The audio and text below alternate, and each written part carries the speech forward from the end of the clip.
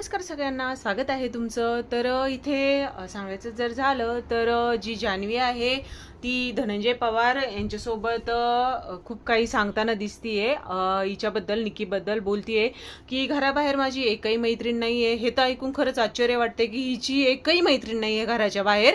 तर माझी निकीसोबत जी काही मैत्री झालेली आहे ती मला टिकवायची आहे. आणि जे काही विकेंडच्या बारला जे भाऊंच्या धक्क्यावर झालं होतं तर ते काही म्हणजे निकी नाराज झाली होती म्हणूनच मला तो त्रास झाला होता, कारण मला मैत्रीणच नाहीये.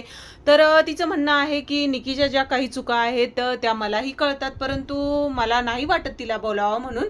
तर धनंजय पवार तिला सांगतात की तू बोल जे काही आहे ते.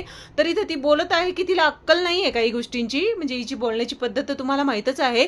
तर ती बोलतीये की तिला अक्कलच नाहीये कसं बोलावं, काय बोलावं. तर ही धनंजय पवार सोबत चांगल्याच चुगल्या करताना दिसतीये निक्कीच्या.